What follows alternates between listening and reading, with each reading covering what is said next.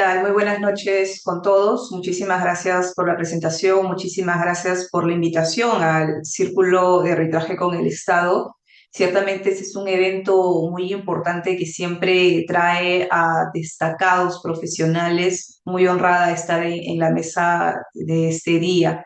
Y bueno, saludo a todos los panelistas que también nos encontramos. Nancy, fue espectacular tu exposición. He anotado algunos temas justamente que dan apertura a algunos puntos que quiero conversar con ustedes y por supuesto siempre es un excelente y enaltecedor estar al costado de la doctora Rocío Cano, de la que todos hemos aprendido por parte de ella, quienes no hemos pasado de leer sus laudos, de estar frente a algunas conferencias que usted da.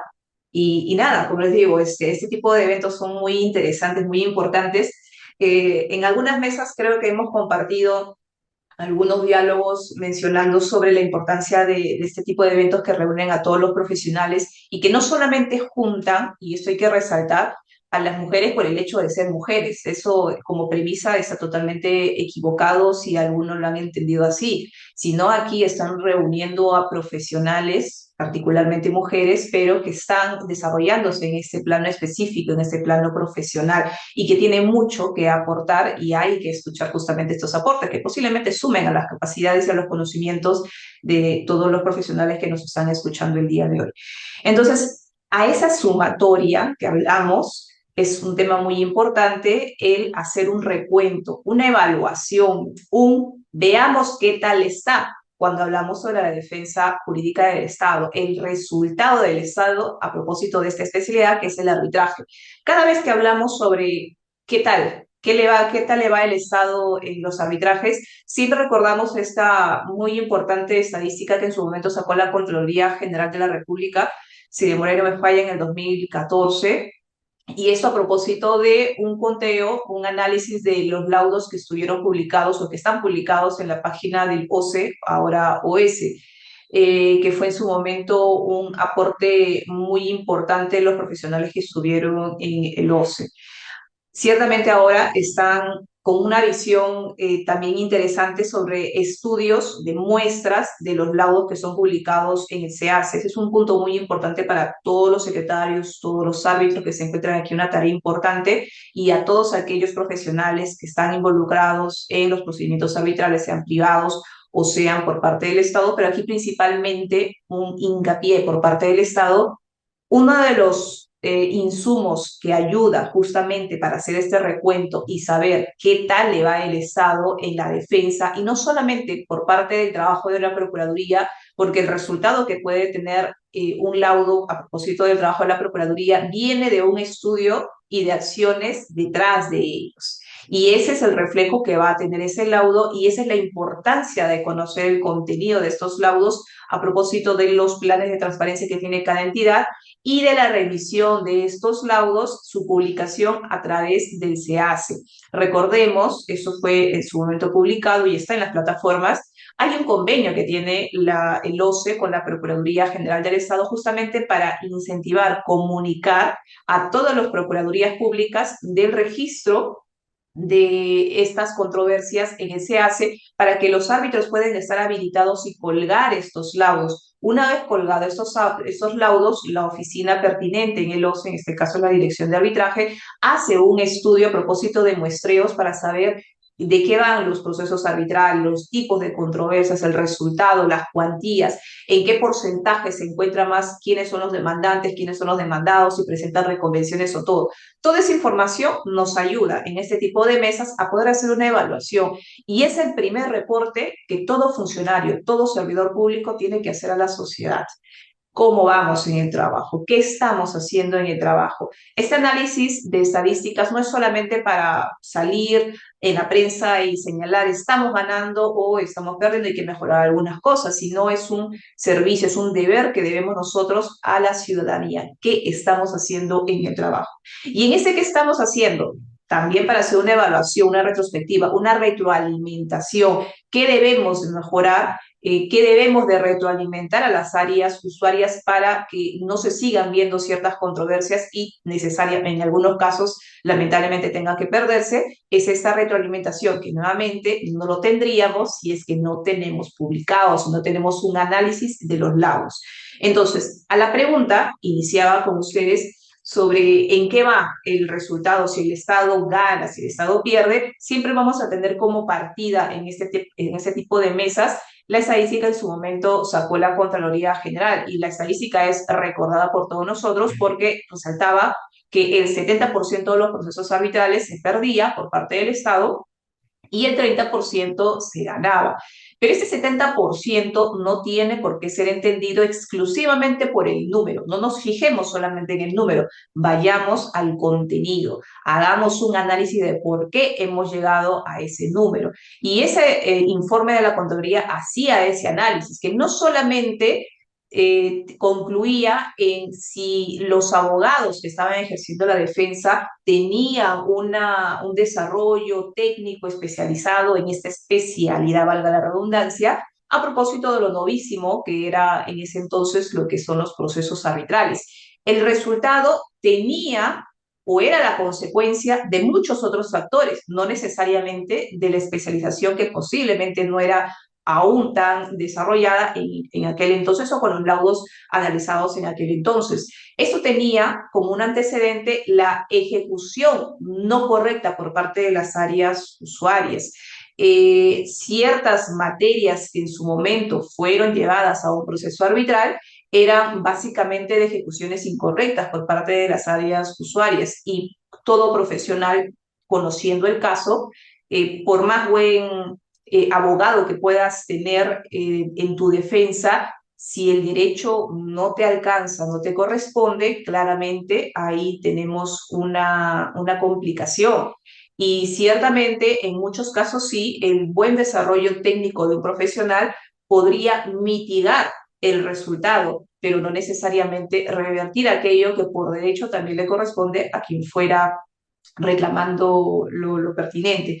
Entonces, esa es por un lado la primera foto que en su momento se dio y que lo que trajo siempre a las preguntas de, o casi a la afirmación hasta el día de hoy, seguramente muchos de ustedes escucharán, el Estado siempre pierde, pero al día de hoy, con las mejoras en la ejecución de los contratos, con la mejora también de los equipos técnicos profesionales en las diferentes procuradurías públicas, ya la mayoría de estas se trabajan casi con equipos especializados. Antes los abogados sabíamos que cuando entrábamos a una procuraduría veías de todo. Yo cuando ingresé a la Procuraduría de la Fuerza Aérea, ingresé básicamente viendo temas civiles, constitucionales, contenciosos administrativos, que por cierto me encanta también lo contencioso administrativo, pero luego empecé a ver los arbitrajes y la dinámica de trabajo de las procuradurías era la especialización.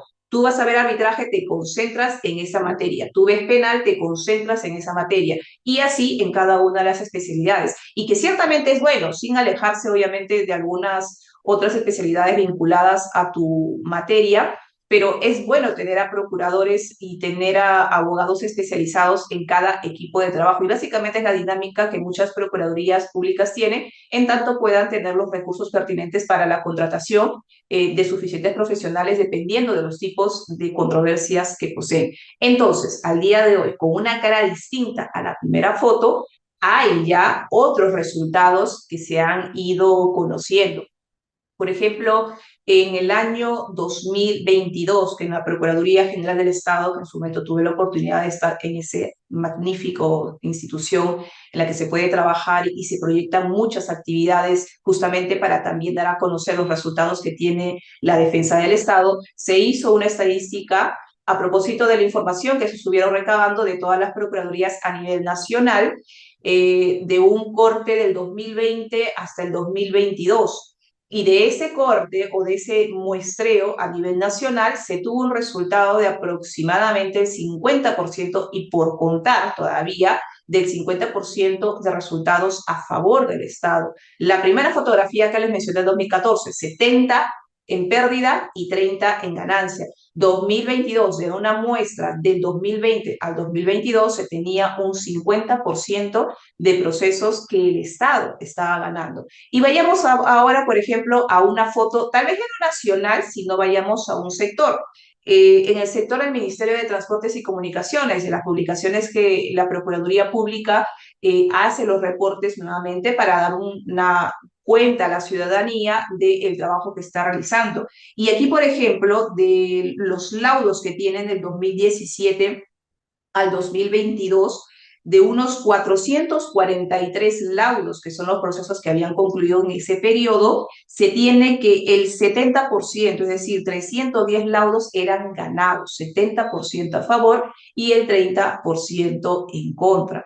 Entonces, la fotografía de un inicio muy importante para saber en qué estaba el Estado en su defensa de procesos arbitrales y al día de hoy, y todavía con estudios que están realizándose, es una fotografía que nos permite ver que la defensa por parte del Estado, pero no solamente la defensa, sino en estas actuaciones de retroalimentación que tiene la defensa jurídica del Estado con sus áreas de donde surgen estos contratos, donde se ejecutan los contratos y donde surgen las controversias, cada una de esas etapas pertinentes, ejecución y solución de controversias, han ido evolucionando en cada una de sus labores y por lo tanto han ido mejorando y dando resultados favorables a la sociedad y en este caso a la defensa jurídica del Estado.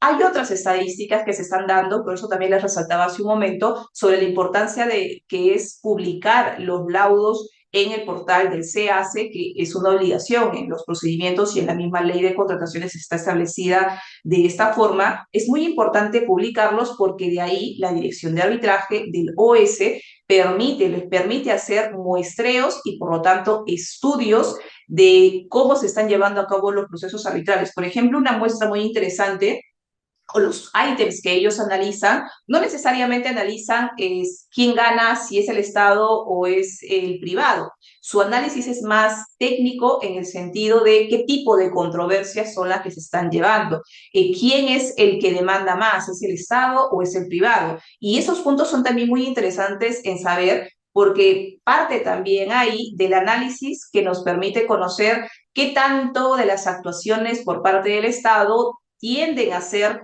eh, asumidas como perjudiciales para la otra parte y por lo tanto habilitados ellos para iniciar este tipo de procedimientos. Entonces, por ejemplo, en el año 2024, de 48 laudos que habían analizado en su informe, muy interesantes que están publicados en la página del OS, señala, por ejemplo, que el contratista en un 95.8% es el que demanda. O sea, en cada una de los años que he visto que han publicado 2024, 23, 22 y 21, siempre el porcentaje es mucho más alto, pero en cada año y según el muestreo, no es la totalidad de los laudos, es una muestra de los laudos, el porcentaje siempre está más alto respecto al demandante que es el contratista y la demandada, perdón, cuando el Estado es demandante es obviamente un porcentaje menor. Ahora, no nos vamos, como les dije, o los informes por parte del OCE no se van a un análisis sobre quién gana y quién pierde. Tiene otro análisis como que les pueden dar también una mirada de ese resultado favorable o no favorable por parte del Estado. Por ejemplo, al análisis de las pretensiones solicitadas y las otorgadas. Y eso es muy importante conocer porque nos da una suerte de respuesta a quién gana más, quién pierde, quién está en ese porcentaje. Por ejemplo, en el año 2024, a las pretensiones que ha solicitado el contratista, solamente el 30% económicamente ha sido otorgada y el 69.3% no ha sido otorgada. Y en esa misma foto, si lo vamos, porque en ese resultado vemos que el sustento legal técnico pueda ser atendido por parte del árbitro del tribunal arbitral. Entonces es muy importante esa estadística porque nos permite saber qué tan fuertes son los argumentos que están llevando. Y en esa misma foto, por parte del Estado, cuando es el demandante, a sus pretensiones, el 60.9% son concedidas y el 39,1% no son conseguidas. Esto quiere decir que los argumentos por parte del Estado, Procuraduría, la parte legal, y los argumentos técnicos por parte de las áreas están siendo consolidadas, están siendo armónicas en su formulación y por lo tanto admitidas en un mayor porcentaje por parte de los árbitros únicos o por parte de los tribunales arbitrales. Este tipo de información estadística que emite el OCE, que emite también información general las Procuradurías Públicas diferentes, la más resaltante que he tomado es la del MTC, porque es la que tiene la mayor cantidad de procesos arbitrales, da una excelente mirada respecto a los resultados que por parte de la Procuraduría como sistema de defensa está teniendo en esta jurisdicción tan importante que es para la resolución de controversias por parte del Estado. Entonces, el resultado al día de hoy es positivo.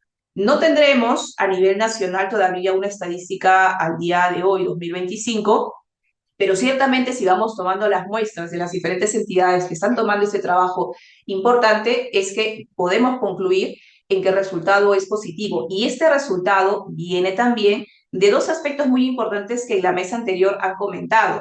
El primero es sobre los aspectos de prevención. Si los órganos de defensa trabajan de manera coordinada con las áreas usuarias, existe esta retroalimentación de los laudos ganados e incluso, yo creo que más todavía, de los laudos perdidos, salen ahí recomendaciones que previenen a las áreas usuarias de no volver a cometer este tipo de errores y por lo tanto no desencadenar una controversia que posiblemente en un proceso arbitral pueda perderse. El hecho de que el Estado esté ganando quiere decir que la retroalimentación que está teniendo con sus áreas usuarias es que está dando resultado y las decisiones que son emitidas en etapa de ejecución, no en todos los casos ciertamente, en muchos casos está dando resultado porque no están siendo otorgados en la vía arbitral. Otro aspecto muy importante que también la anterior mesa ha mencionado siempre va a ser sobre aquella decisión de ir o de no ir a un proceso arbitral. Concluido la JPRD, tomar la decisión costo-beneficio de ir o no ir al proceso arbitral. Es una decisión muy importante que implica definitivamente lo que acababan de mencionar sobre los costos, pero también un tema importante es lo que estaba mencionando, el proceso arbitral, cómo va a concluir. ¿Vamos a ganar? ¿Vamos a perder? No solamente es un tema muy importante claramente sobre los temas de costos y tiempo. No tenemos que olvidar un aspecto subjetivo, pero muy importante para las entidades del Estado, que es protegida por los privados y que también debe ser protegida por parte del Estado, que es la imagen, el buen nombre. Una entidad como una empresa no puede estar acumulando negativos respecto a estos resultados. Entonces, el análisis costo-beneficio que hacen las procuradurías públicas para tomar esta decisión, que luego de una junta de prevención de resolución de disputas vayamos a hacer una discusión, tiene que implicar mucho de estos aspectos y definitivamente el resultado. ¿Cuál es la visión que se tiene o la proyección que se tiene sobre ese resultado?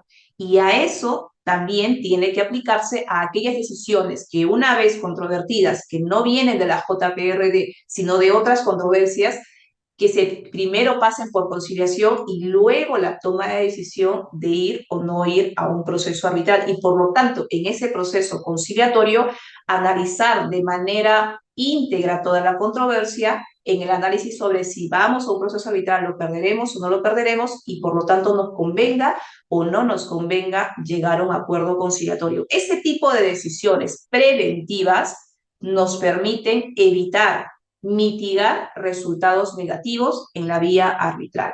Entonces, a la pregunta que me pidieron desarrollar con ustedes sobre el Estado pierde o gana, no es una pregunta o no voy a tener un resultado absoluto porque al día de hoy todavía no se tiene una estadística general como hace un buen tiempo se estuvieron trabajando tanto en la Contraloría como en la Procuraduría General, pero estoy segura que muchas entidades están juntando esa información para hacerlo. Podemos dar por lo menos nosotros muestras de diferentes sectores. Por parte del OS, de la lectura de muchos de sus informes, hay resultados positivos por parte de las pretensiones que están siendo concedidas a favor del Estado. Y si nos vamos a una muestra un poco más general de un periodo del 17 al 22 por parte del MTC, ciertamente el resultado es favorable por parte del Estado. Y esto se debe, como les acaba de decir, no solamente al buen equipo de profesionales que cada una de las procuradurías con ayuda de sus titulares están contratando, sino que también a propósito de este buen trabajo de los abogados en la defensa de cada uno de estos procesos arbitrales, vienen también las actuaciones de prevención. Los laudos ganados no solamente tienen que quedar en el buen legajo de las procuradurías y en las estadísticas que se muestren en las páginas de transparencia. Estos buenos laudos, o incluso los malos que también tienen buena información, aquellos perdidos, tienen información esencial que va a permitir actuaciones de prevención. Un órgano de defensa que no ingresa a las actuaciones de prevención está perdiendo un activo importante. Y ese es un mensaje que les quiero traer a ustedes a propósito de la pregunta que muy amablemente me han permitido compartir con todos ustedes. Espero que haya sido interesante, les haya servido y buceemos por muchas páginas del Estado que siempre están publicando sus resultados y esa es la muestra principal del trabajo que se da y se rinde a la sociedad. Muchas gracias. Muchísimas gracias, doctora Paula Navarro, por sus enriquecedores conocimientos sobre el eje temático que le correspondió. Ahora doy la bienvenida a la doctora Rocío Cano. Me permito leer su semblanza. Es presidenta de la Association Dispute Resolution Perú, Centro de Arbitraje, Conciliación, Junta de Resolución de Disputas y DAPS, socia fundadora de Cano Paredes Abogados SAC, gerente general de la consultora empresarial Geronino, Gerinoni y Skenderis, SRL, abogada de la Universidad de Lima. Cuenta con un doctorado en Derecho por la Universidad de San José de Costa Rica, es magíster en Derecho por la Universidad Pontificia Católica del Perú, magíster en Alta Dirección Empresarial por la Universidad Rey Juan Carlos, European Open Business y doctorado honorífico en Derechos Humanos, y miembro de la Association of Trial Lawyers of America, International Bar Association y Center for International Legal Studies. Actualmente se desarrolla como árbitro, conciliadora, adjudicadora y experta en resolución de conflictos, integrante en las nóminas de las diferentes cámaras de comercio nacionales e internacionales, participante como árbitro en la competencia internacional de arbitraje, quien compartirá con nosotros sus perspectivas y experiencias sobre conciliación y defensa en la nueva ley 32.069. Adelante, doctora, y bienvenida. Muchas gracias, Alondra, muchas gracias al CAE por la invitación y muchas gracias a Paula también por, bueno, su destacada disertación, la verdad que muy concreta y muy, es decir, ha dicho toda la verdad, ¿no? Efectivamente, el Estado ya no pierde tanto como antes. Hay que ver efectivamente por qué, hay que ver, bueno, ahora en la nueva ley hay nuevos métodos alternativos de solución de conflictos, no se queda solo en el arbitraje, ya tenemos la JPRD, tenemos la conciliación, aunque la conciliación todavía no es obligatoria, es voluntaria, pero sin embargo está ya en la ley, y ya estaba antes, en la ley anterior, pero ahora como que tiene un poquito más de fuerza. Voy a explicar porque me han convocado para hablar sobre la conciliación en la defensa del Estado y sobre todo en la nueva ley. Entonces, sí han habido modificaciones. Londra, no sé si puedo compartir. Sí, doctora, se encuentra habilitada para poder compartir.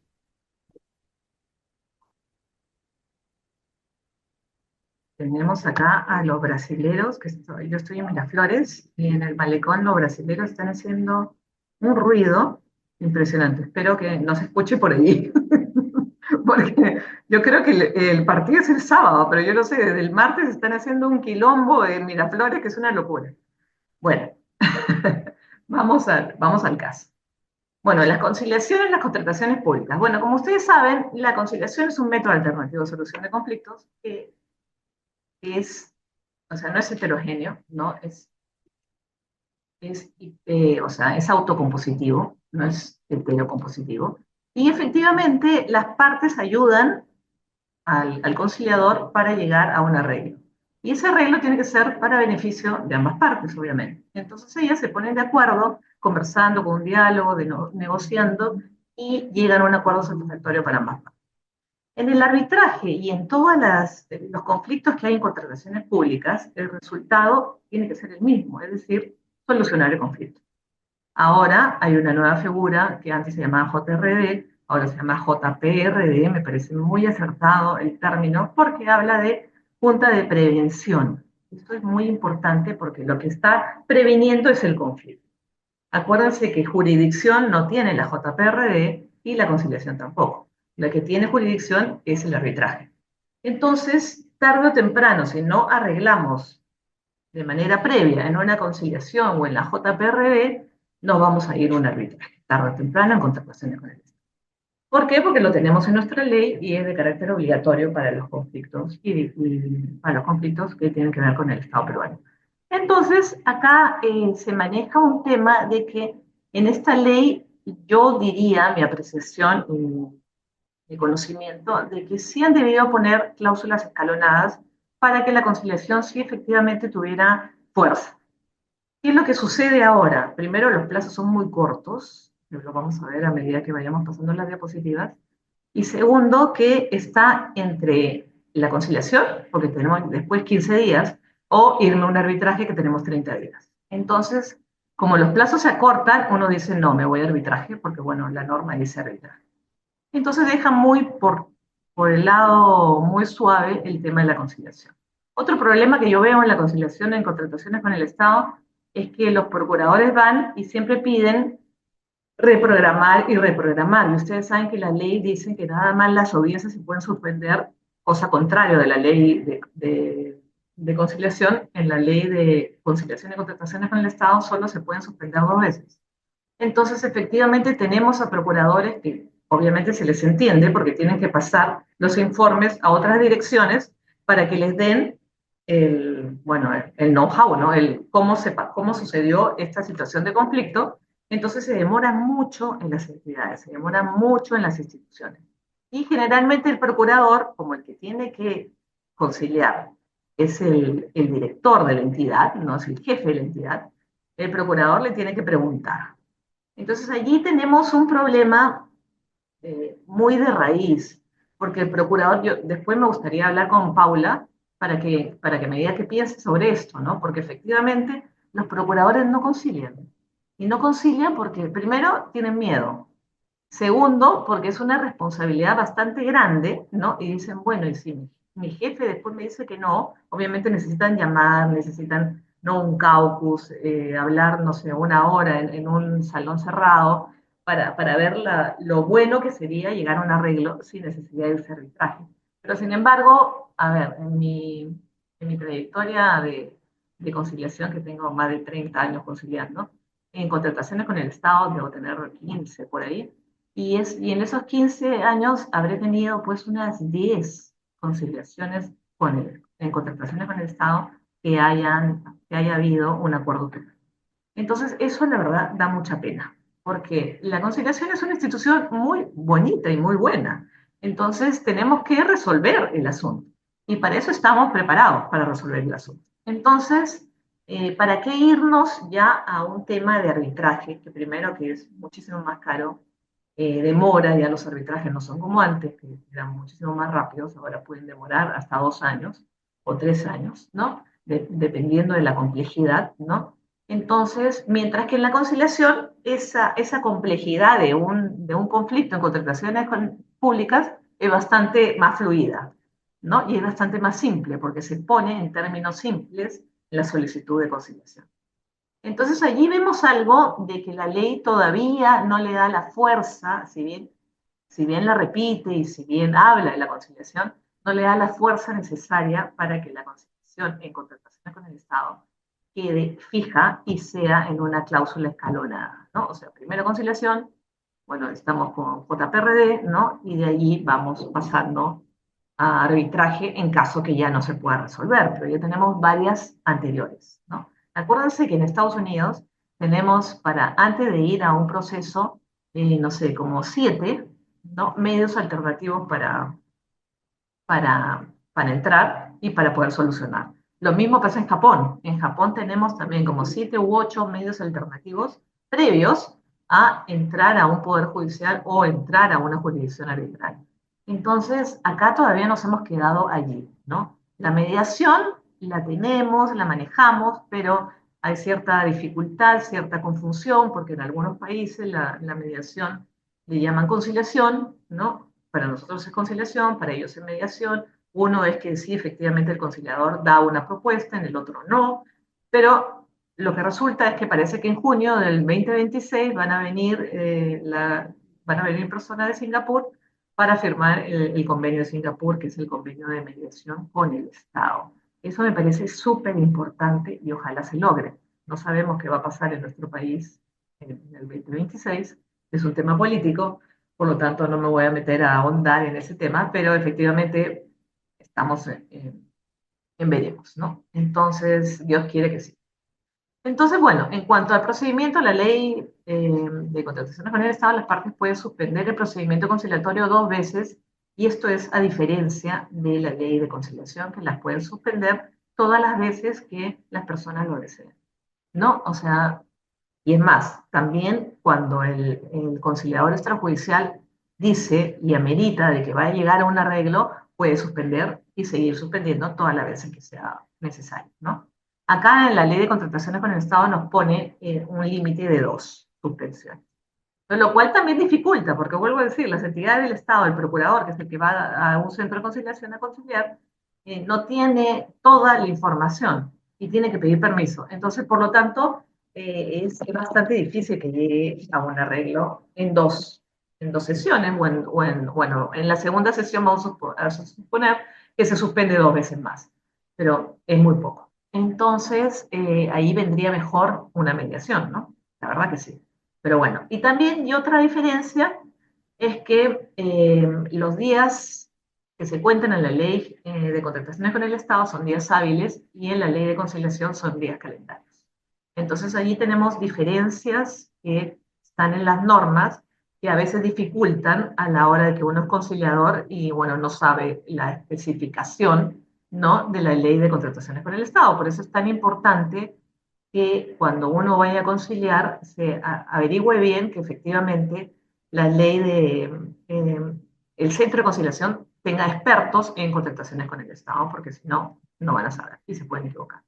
Entonces, el plazo para iniciar un procedimiento conciliatorio es de caducidad, ¿no? Como ya todo el mundo lo sabemos, y la parte interesada no inicia dentro del plazo establecido en la ley, en este caso son 30 días, o en el reglamento, el acto quedará consentido. Es más, el árbitro, a la hora de que esto ya vaya a un arbitraje, de oficio, cuando ya hay una caducidad, puede decretarla de oficio sin necesidad de que una de las partes lo pida.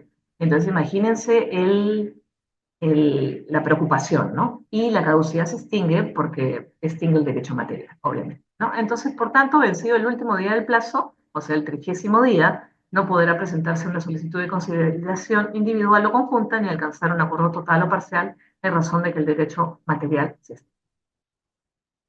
En la ley anterior, el artículo 62 contemplaba que que las controversias que se pueden presentar durante la ejecución de contratos sobre bienes, servicios u obras se resuelven por conciliación y arbitraje de acuerdo con lo regulado en la ley de la materia. Para asegurar, esto era en la ley anterior, la transparencia de los procesos y evitar así actos de corrupción o situaciones que afectaran el interés público. Bueno, esto no se ha modificado tanto, pero en ese momento la competencia estaba en el Ministerio de Justicia, con la ley de conciliación y su reglamento, ¿no? En cambio, la conciliación y contrataciones siempre va a resultar facultativa y continúa siendo voluntaria y facultativa en este momento con la ley. Y vuelvo a decir que esa es mi crítica, ¿no? Porque deberían de poner un tema de más fuerza al tema de la conciliación para que efectivamente sea una cláusula escalonada y no hablar de una cláusula escalonada en teoría, ¿no? Y saber que efectivamente si un abogado agarra y ve los escritos y ve que tiene caducidad y ve que tiene 30 días, le va a decir a su cliente, no, no, no, no vamos a arbitrar, ¿no? Y no nos vamos a conciliar. Entonces, porque ahí estamos perdiendo tiempo, ¿no? Porque ya perdimos 15 días. Y acuérdense que la conciliación se puede suspender, bueno, solamente 2 veces, pero de una audiencia a otra tienen que pasar 7 días, y bueno, mientras que se notifica y llega al centro de conciliación, tiene que pasar un día y el día siguiente, ¿no? Llamar al conciliador experto en la materia y de ahí notificar, entonces hay tiempo, ¿no? Entonces no es una cosa que sea de un día a otro. En la nueva ley, el artículo 76 establece que las controversias surgidas durante la ejecución contractual se pueden resolver mediante la Junta de Prevención y Resolución de Disputas, la conciliación y el arbitraje, u otros mecanismos previstos en contratos estandarizados internacionales, que, bueno, vienen a ser lo que son los DAPs, ¿no? Entonces vemos que ahora ya tenemos más, en nuestra nueva ley, más métodos alternativos para solucionar. Pero vuelvo a decir, acá habría como una especie de categoría, ¿no? Como una especie de escalón. Por eso hablo de la cláusula escalonada. Sin embargo, la conciliación es voluntaria. Entonces, allí es el tema que yo digo, bueno, si lo han hecho así, han debido de continuar haciéndolo bien, para que el último paso, es decir, cuando ya haya escalado el conflicto y ya efectivamente haya conflicto, ir al arbitraje. Pero si en la Junta de Prevención y Resolución de Disputas se puede arreglar, obviamente sobre la cancha, desde el inicio de la obra hasta el final, mucho mejor. Y si no es así, si se puede ir a conciliación, mejor aún, ¿no? Entonces lo solucionamos allí, ya no tenemos que irnos a arbitrar. Entonces, pero ahora esta cláusula que parece escalonada, porque uno ve el artículo 76 y dice, bueno, es una cláusula escalonada, qué bonito, pero no es así.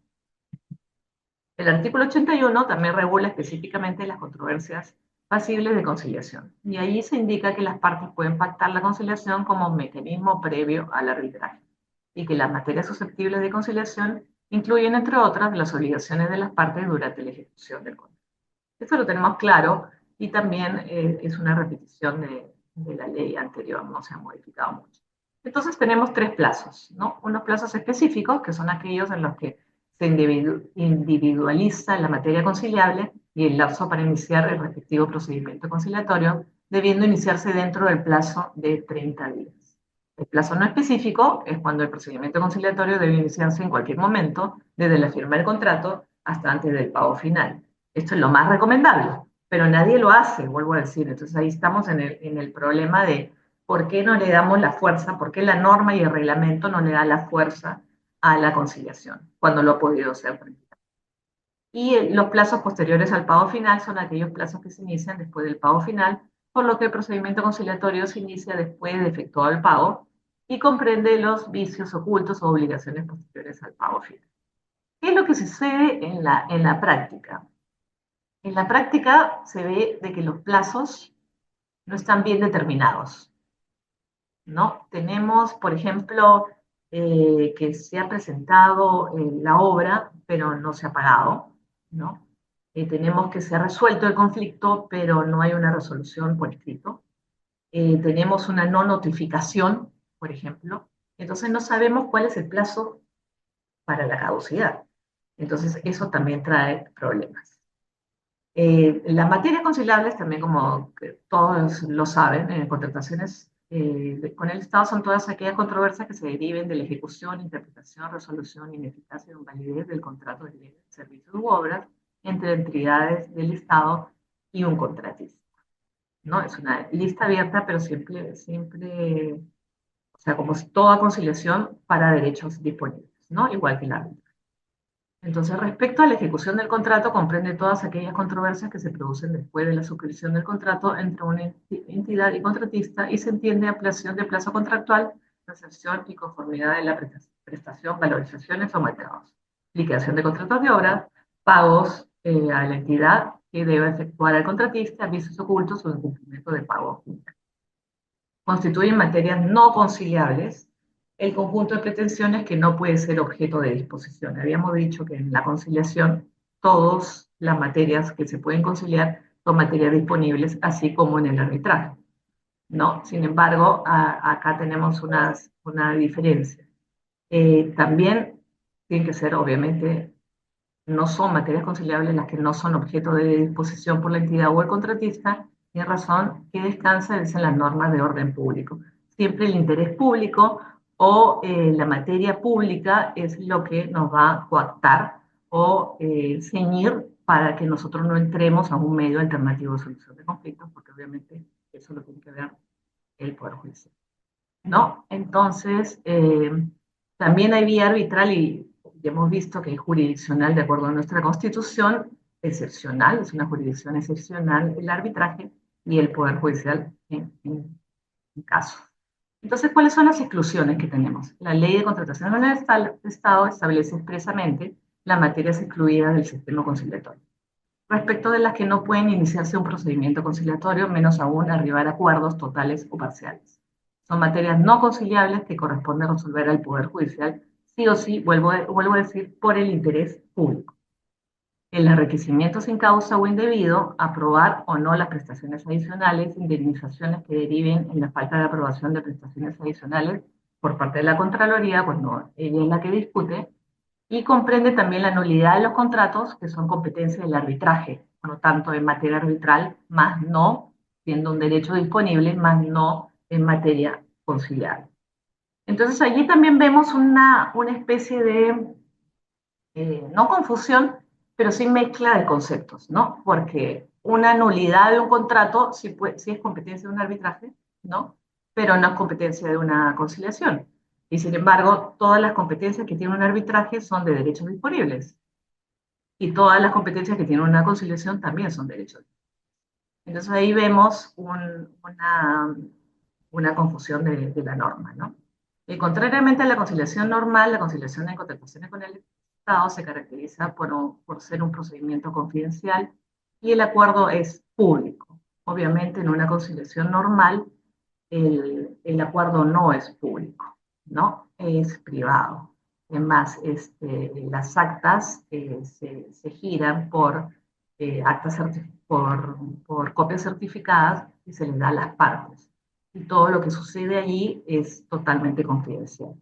En el tema de las contrataciones públicas, como está en juego los recursos públicos, es decir, el dinero de todos nosotros, ¿no? Y por un tema de una aplicación de transparencia, que es uno de los principios básicos para el Estado, esto tiene que ser transparente, por lo tanto se tiene que publicar. Entonces tienen 10 días para publicar en el SEACE, ¿no? Los acuerdos parciales o totales que hayan llegado a una conciliación. En la etapa contractual de resolución del conflicto es una suscripción del contrato, pues a partir de este momento las relaciones jurídicas dejan de ser administrativas, de naturaleza subordinada y originadas en los actos administrativos, administrados para convertirse en relaciones jurídicas contractuales de naturaleza fundamental, paritaria, relaciones entre partes, aun cuando sigan siendo relaciones administrativas. Y acá también podemos ver temas de, obviamente, conciliación, ¿no? Entonces, vemos de que acá tenemos controversias propias del derecho privado que emergen de un derecho público que efectivamente tiene como base y principio el interés público y la resguarda, ¿no? De efectivamente el dinero del Estado, ¿no? Con medios alternativos privados como son la conciliación y el arbitraje. Entonces, bueno, esto ya es lo que ya hemos visto. En materias conciliables y arbitrables se ven aspectos vinculados a la ejecución de prestaciones contractuales, aspectos vinculados a la interpretación, resolución, inexistencia, ineficacia, nulidad, invalidez del contrato, ampliaciones de plazo contractual, conformidad de la prestación, discrepancias respecto a las valorizaciones o metrados, recepción de obras y plazos, liquidaciones de contratos de obras, penalidades y ejecución de garantías.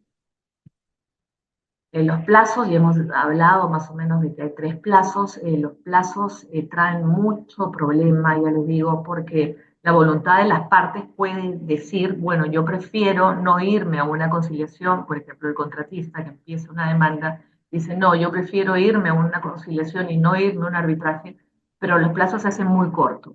Entonces, en esos plazos cortos, maneja mucho el abogado que esté ahí detrás del contratista, ¿no? Que ya haya manejado la situación de, entre paréntesis, probabilidad de irse a un arbitraje, a la posibilidad de perder el tiempo en una conciliación. Entonces, generalmente no lo toman como una conciliación, por más que sea la voluntad de las partes.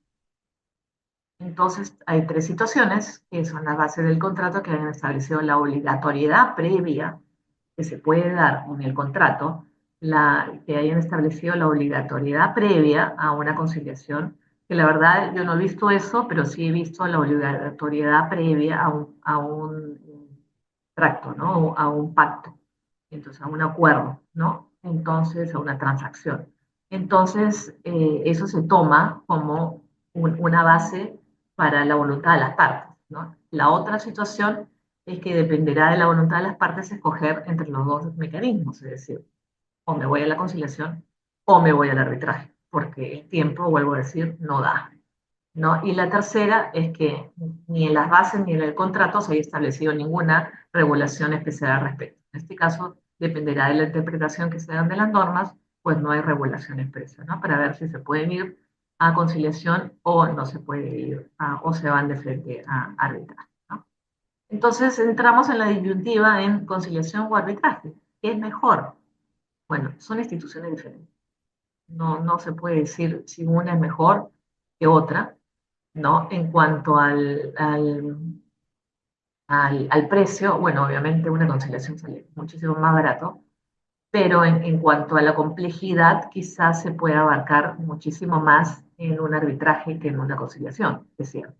O sea, todo va a depender de si efectivamente cómo está estructurado el caso y cómo ven los abogados, cómo se puede llegar a la solución de este conflicto, ¿no? En contrataciones con el Estado. Entonces, allí es el tema de decir conciliación o arbitraje, cuál es el mejor o con cuál me encino, ¿no? Porque vuelvo a decir, es muy difícil que 15 días tengas un plazo de caducidad y después ya tendrías 15 días para meterte en un arbitraje. Entonces, presentar una demanda de arbitraje, bueno, en este caso una solicitud de arbitraje, en 15 días prepararla, no. Entonces, los abogados de las partes, tanto contratistas como de la entidad, ya tendrían que tener preparado, antes de la conciliación, hacen la conciliación para ver si liga, pero puede que no ligue, pero ya tienen que tener atrás, ¿no? Hecho toda la solicitud de arbitraje, porque si no, no, y toda la estructura. Acuérdense que el arbitraje no es una cosa que solo presenta una solicitud, sino es algo que tienes que manejar muy bien, tienes que ver los pros y los contras, no te puedes ir a un arbitraje si no sabes que tienes la razón y que vas a ganar, ¿no? Entonces, efectivamente, todas estas cosas es lo que hacen que efectivamente nos pongamos con que 15 días hábiles es muy poquito, ¿no?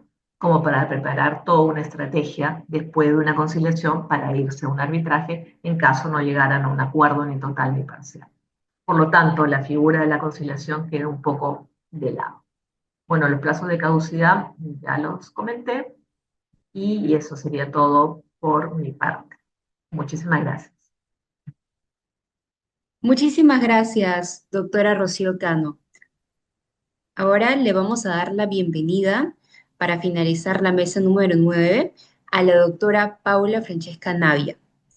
Me permito leer su semblanza. Es abogada por la Universidad Nacional de San Antonio Abad del Cusco, árbitra de la RNA OCE, es directora del Centro de Arbitraje y Resolución de Disputas de Ancagua Internacional y con más de 15 años de experiencias en ADR, ha ocupado cargos de vicepresidenta del Consejo Superior de Arbitraje de la Cámara de Comercio de Cusco, secretaria general, ha liderado el área de arbitrajes en Procuradurías Públicas de Gobiernos Locales y Regionales en Cusco, jefa del área legal en el Core Cusco. Su trayectoria la respalda como consultora especializada en contrataciones con el Estado, con estudios en las maestrías en Derecho Constitucional en la Universidad Católica Santa María de Arequipa y en Derecho Civil y Procesal Civil en la UNSAC.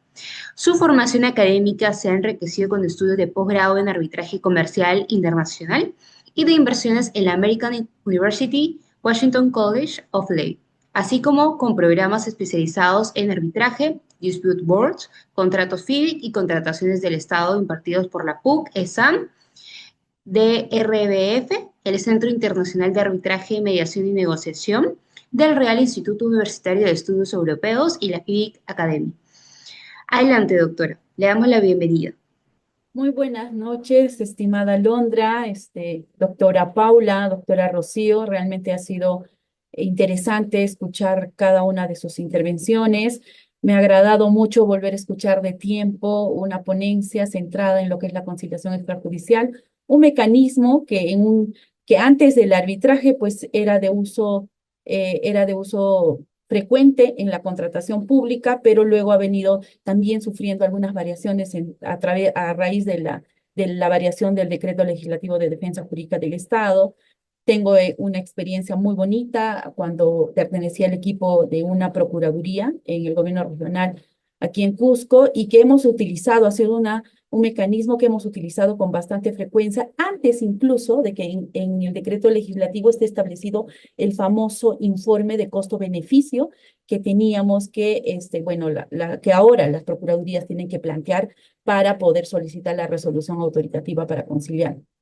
Pero creo que es un mecanismo que ayudaría, al igual que el mecanismo preventivo como es la JPRD que ahora estamos utilizando. Creo que la conciliación es aún importante porque también evita irse a una controversia mayor a través del arbitraje en cuestiones o en conflictos que se pueden arribar a través del acuerdo mutuo entre las partes. Hay varias pretensiones que puedes llegar a un consenso bueno, obviamente, ¿no? Dentro de las fórmulas de conciliación se habla de un ganar y de un perder de ambas partes, ¿no? Y creo que sustentando bien estos informes, se puede lograr también de esa manera evitar irse a un conflicto mayor. Bueno, perdónenme por hacer un paréntesis de la intervención, del desarrollo del tema de la doctora Cano. Y bueno, para dar inicio a mi ponencia, voy a conectar o complementar quizá la ponencia que realizó la doctora Paula Navarro. Yo también me gustaría abordar el tema de la defensa jurídica del Estado a raíz de que siempre se anda tal vez cuestionando cómo realizan los procuradores públicos esta defensa, qué es lo que pasa, cuál es la realidad en sí de la que vive un procurador, a diferencia de la realidad que vive un estudio jurídico o una firma legal que tiene todo un equipo de profesionales especializados y entregados alma y vida y corazón a un proceso, a diferencia de la realidad de un procurador que tiene a su cargo varios casos arbitrales complejos, simples, pero que también tiene la misma responsabilidad al momento de estar en pleno litigio arbitral. Bueno, lo que yo quería mencionarles hoy era que, bueno, la estrategia jurídica considero que se divide en dos aspectos, ¿no? O en dos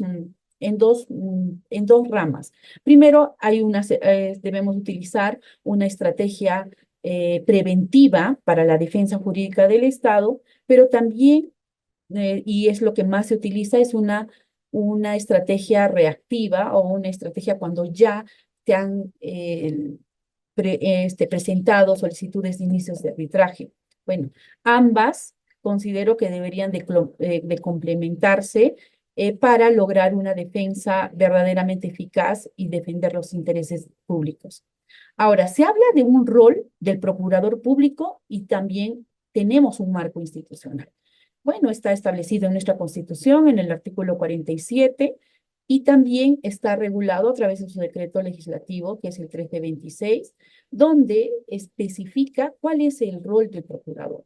Dice literal que el procurador no solo representa al Estado, sino protege los intereses públicos de ¿no? Y esto va realizándose cada vez de manera más compleja, más especializada, y más, como lo dijo la doctora Paula, hay mayor índice en algunas controversias, mayor índice de controversias, ¿no? Y se entiende que son las controversias relacionadas a arbitrajes en infraestructura, derivados de la contratación pública.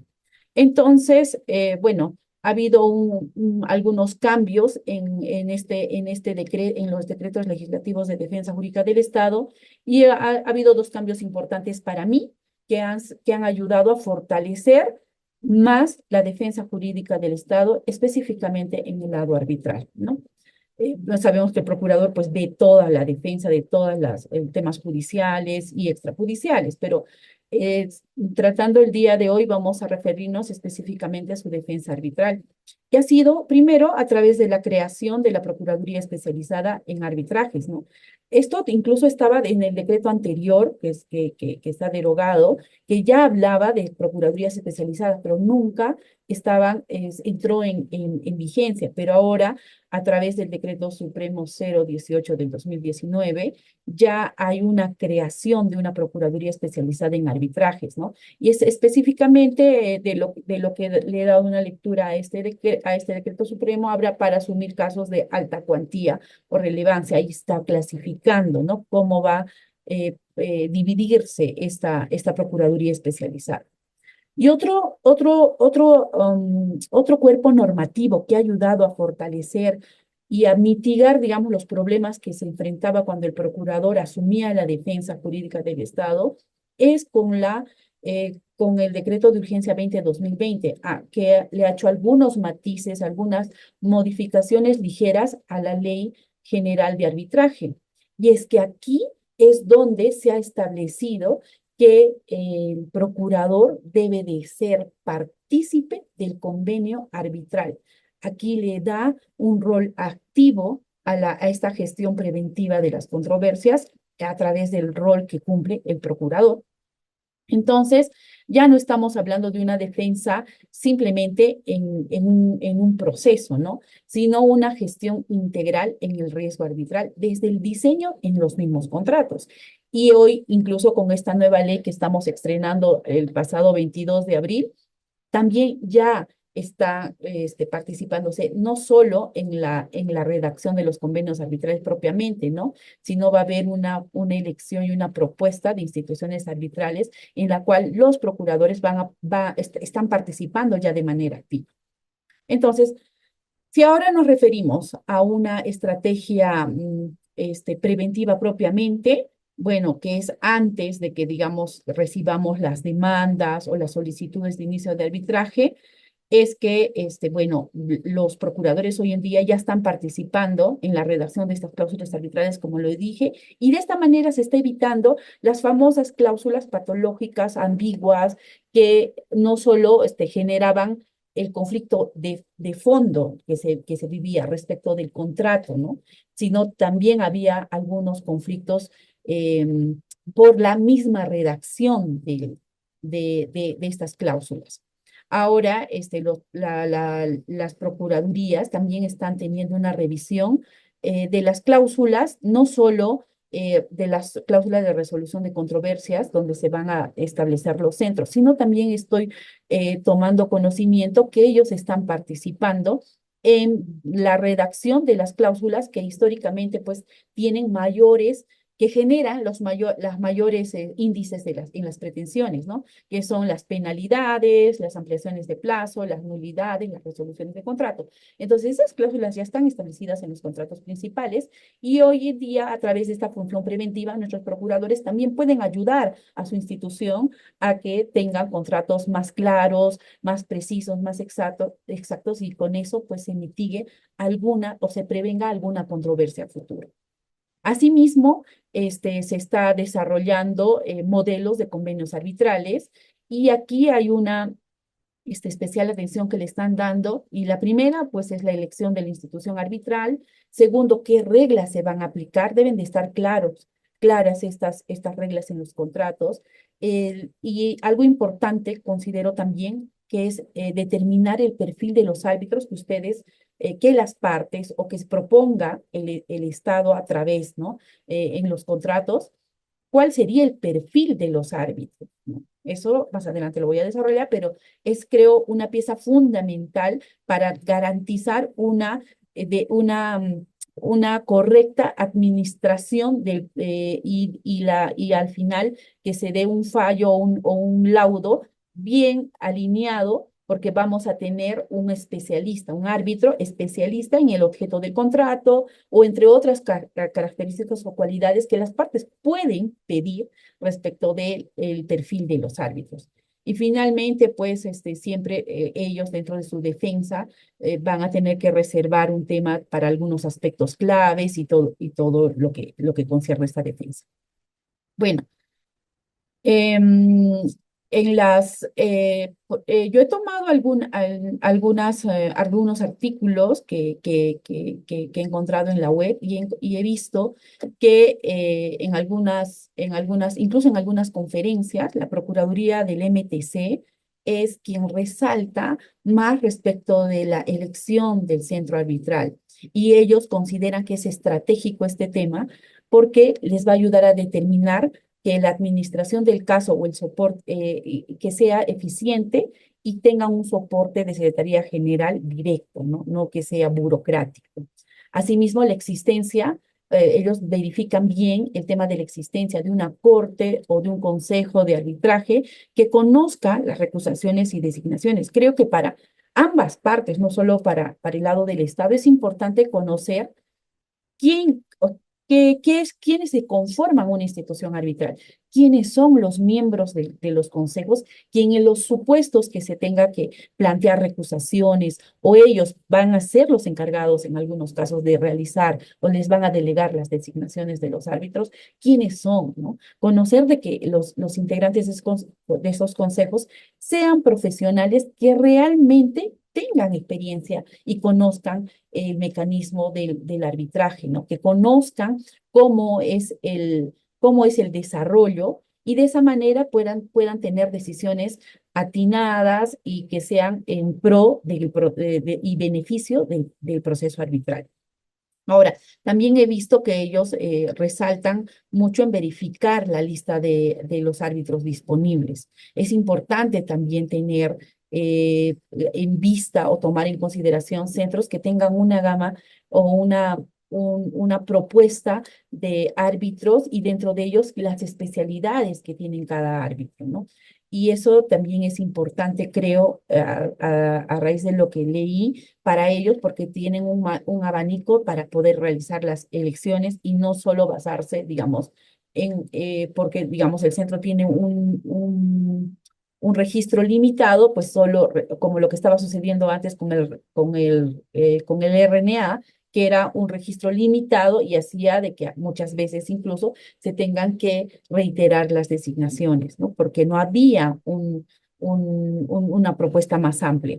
Ahora, la previsibilidad de los costos y honorarios también ahí pueden determinar, determinando qué centro sería quienes elijan, cuánto más o menos serían los costos que esas controversias irrogarían al Estado, porque están ahí visibles, ¿no? Ahora a raíz de las nuevas directrices que se ha dado en el regajo, es obligatorio que los centros tengan de manera visible el tema de de los honorarios arbitrales, ¿no? Cuáles son los rangos y todo lo demás. Entonces, eso ayuda también dentro de la evaluación que realicen las procuradurías para ver también cuánto les podría costar un proceso arbitral.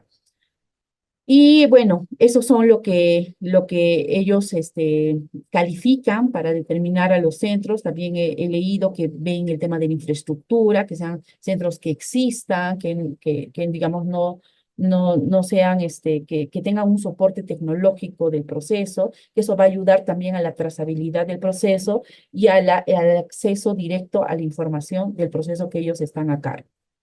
Ahora, dentro de las estrategias reactivas, ya cuando el Estado ya le han presentado una solicitud de inicio de arbitraje y ellos tienen que responder, bueno, según las estadísticas, casi es este porcentaje de arbitrajes que se tiene, estará entre el 70-75%, que son los procesos que les inician en contra del Estado. Entonces, para esto, pues, también ellos no es que les iniciaron y ahí también tienen que evaluar algunos aspectos importantes. Primero, yo creo que lo más importante es ya las partes han elegido un centro de los que tú les has propuesto, hablando con la nueva ley, ya han elegido un centro de los que el Estado les ha propuesto y aún un tema importante y creo que es trascendental para garantizar un buen proceso arbitral, que tenga un laudo que sea muy motivado, es a quién designan, ¿no? Y para la designación del árbitro, pues no se trata solo de elegir al académico más famoso o al árbitro que tenga mayores casos, sino considero yo que la elección debe de basarse específicamente en el profesional que conozca de la materia de controversia, ¿no? La contratación pública, si es la obra pública o los temas que se va a tratar. Es importante determinar que el profesional que va a dirimir en un proceso arbitral sea alguien que te garantice que no solo tenga prestigio, sino también que tenga la experiencia.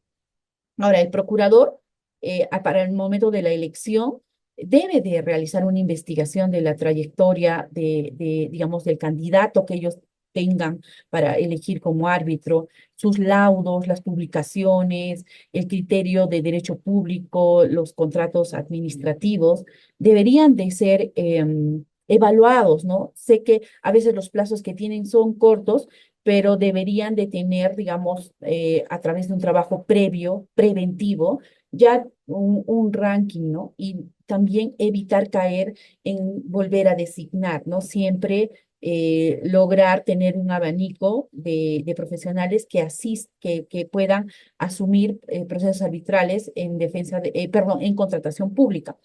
Ahora, bueno, se dice que un laudo, o sea, después de una designación tú puedes conseguir un laudo adverso o no, pero también esto podría ser también una razón para que en una próxima ocasión, si digamos tú encuentras que no ha sido un laudo motivado, que no ha habido una independencia 100%, no ha habido una sustentación óptima, ustedes, o sea, se podría tomar en cuenta para ya no designarlos en unas siguientes ocasiones, ¿no? Son criterios que quizá deberían de tomarse y también yo a estos criterios debería de también pedirles que tengan consideración la carga arbitral que tienen los árbitros, ¿no?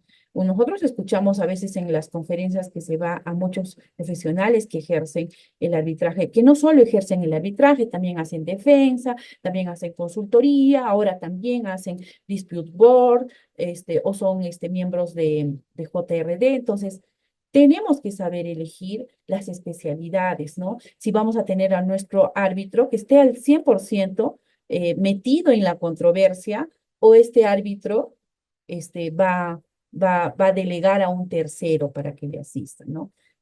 Sé que hoy en día ya es normal tener asistentes, tanto como personas, como también a través de la inteligencia artificial, pero nosotros debemos de buscar profesionales que se dediquen a arbitrar y que también puedan garantizarte que tengan esa administración de justicia que le caracteriza el arbitraje, que es cuasi personalizada, ¿no? Que tienes a alguien que sí está conociendo tu caso, que sí está siguiendo tu caso, que sí conoce el caso que tú te estás esforzando por defender. Entonces, es importante también, y eso se van a dar cuenta las partes, muchas partes se dan cuenta de que su árbitro conoce o no de su tema en las audiencias. A veces en las audiencias desconoce y recién se enteran en el laudo de lo que trataba. Entonces, es una manera también para que ustedes puedan tomar nota cuánta garantía les brinda al profesional que ustedes designen como árbitro. Ahora, otra pieza importante ya dentro de esta fase o de esta estrategia reactiva que también tienen los procuradores y también la contraparte es la orden procesal 1. La orden procesal 1, si bien es cierto, con el arbitraje institucional, y eso a veces como venimos de un tiempo de larga data que hemos estado resolviendo controversias en arbitraje a través del arbitraje ad hoc, venimos con ese chip y a veces creemos que la orden procesal es el acta de instalación y confundimos. Y tenemos un reglamento procesal arbitral que nos ofrece el centro que muchas veces ni las partes lo consultan. Entonces es importante tener claro de que tenemos un reglamento procesal en las instituciones arbitrales y que la orden procesal 1 es la que puede complementar o variar algunas situaciones que está establecido en el reglamento. No es que ahí se van a redactar todas las reglas y se va a empezar de cero todo el esquema del proceso. Es la orden procesal 1 la que va a complementar y a través de la negociación que se puede dar en esta orden entre las partes, puedan ambas partes estar seguras de que van a iniciar un proceso con las reglas claras, con el tablero nivelado para ambas partes, y entonces esa orden es importante. Y especialmente es importante, yo creo, en el caso de procuradurías, en el tema de los plazos, porque si bien es cierto, tenemos reglamentos donde se dan 10 días para la presentación de la demanda o para la contestación 10 días, en algunos 15, 20, pero los que hemos estado en Procuraduría y los que estamos en Procuraduría sabemos que esos plazos lamentablemente son cortos porque las Procuradurías no somos las áreas usuarias, las Procuradurías no tenemos la información de primera mano. Hay procedimientos internos que se tiene que realizar para recabar la información y así poder armar recién tu estrategia de defensa, conocer de qué se trata la controversia, porque al conocer solo las solicitudes tenemos el resumen, pero contado desde el otro lado de la historia, más no desde el lado de nuestra institución. Entonces, algunos plazos, sí es cierto que no son plazos que puedan ayudar a concretar una defensa sólida, o dentro de un breve plazo no podríamos lograr algo óptimo. Entonces, yo creo que en esta orden procesal sí tenemos esa facilidad de poder solicitar. Ahora, esto es cierto que debe de haber consenso entre las partes respecto de los plazos, pero también en algunos reglamentos procesales tienen alguna potestad el tribunal de poder modificar estos plazos, ¿no? Es eso, incorporar también en algunos casos algunas reglas, no sé si todos los reglamentos lo tengan, pero también hay las reglas, como estas reglas que son las directrices internacionales y las reglas más famosas, el tema de las reglas IVA, que se pueda implementar, lo pueden hacer, es una recomendación. Y bueno, para mí esta orden procesal es la orden donde se puede, como les digo, subsanar, complementar o suprimir algo que quizás no les garantice un procedimiento llano, ¿no? Ahora, hay una coordinación temprana y una coordinación temprana que deberían de hacer las procuradurías con sus áreas usuarias, sí, a través de primero hacer el estudio del caso, porque al requerir la información, muchas veces si lo haces documentadamente, como en mis épocas que estaba en procuraduría, lo hacías. O sea, sabías que tenías solo 10 días para contestar la demanda o 15 días, ¿no? Para contestar, para contestar, y el área usuaria ni te enviaba la información. Entonces, creo que dentro de estas estrategias de coordinación temprana deberían de realizarse reuniones, apenas se reciba reuniones y equipos de trabajo que van a complementar al equipo de Procuraduría que va a asumir esa defensa con el área usuaria, que siempre van a encontrar un personal que conozca a detalle la controversia y pueda darles la información de primera mano ahí para que puedan evaluar qué cartas del contratista no fueron respondidas, cuáles son los antecedentes que se ha dado al litigio, si ha habido previamente algún tema de negociación o conciliación que se ha dado. Si es importante utilizar algunas pericias y toda esa evaluación, ¿no? Eso es importante. Asimismo, ya cuando ya estamos al momento con toda la información, ya conocemos del tema, es importante, creo, y eso yo lo estoy viendo más ahora que estoy en el lado de la administración y organización del proceso. Yo veo cómo presentan sus escritos, los estudios, las firmas, cómo presentan los escritos, las instituciones a través de las procuradurías, y hay una diferencia abismal, ¿no? Pero también yo he visto un esfuerzo grande que está haciendo hoy en día la Procuraduría General del Estado respecto del área de arbitraje, ¿no? Sí, están tomando cursos de capacitaciones para poder conocer un poco más una defensa estratégica. Y bueno, nosotros hemos escuchado, no sé si en algunas ponencias está el doctor Alfredo Bular, siempre habla de una redacción que sea amigable para que los árbitros puedan tomar atención de solo leer el título o la primera frase que está en tu demanda, y no hacer un texto de tu demanda de un montón de hojas, pero al final en contenido no sea nada que se enganche el árbitro. Y se habla de contar una historia, ¿no? Yo sé que seguramente lo han visto, habla de empezar con una frase, ¿no? ¿De qué se trata esta historia? Y lo hemos escuchado en sus conferencias, y en algunos artículos también, de que nos da algunos tips de cómo redactar nuestra demanda, ¿no? Y hacerlo de manera visible, ¿no? Y puedas inclusive incluir imágenes en las contestaciones o en las demandas propiamente. Y de esa manera, o sea, buscamos eh, hacer que el tribunal pues tome un enfoque en nuestro caso y tenga un interés de querer conocerlo, de qué se trata, y de esa manera pues poder desarrollar de manera clara, precisa nuestra defensa, ¿no?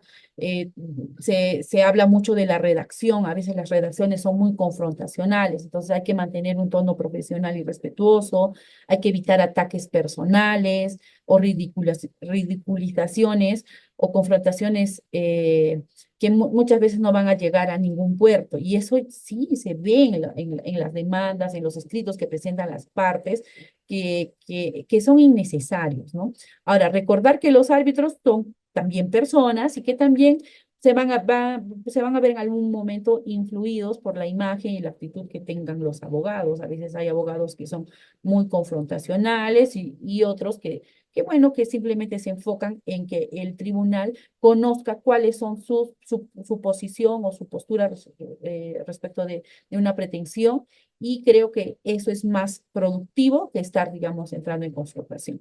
Ahora, bueno, hay un cierre que se debe de hacer en esta defensa estatal, que puede ser más técnica, más estratégica, y esto, bueno, ya está establecido con estos cambios normativos que se ha dado para fortalecer a la defensa del Estado, que ellos ya pueden participar desde las cláusulas de las mismas cláusulas de convenio arbitral, entre otras, escoger tener la posibilidad de escoger los centros y tener también participar en el diseño contractual, ¿no? Como sería la redacción, como les decía antes.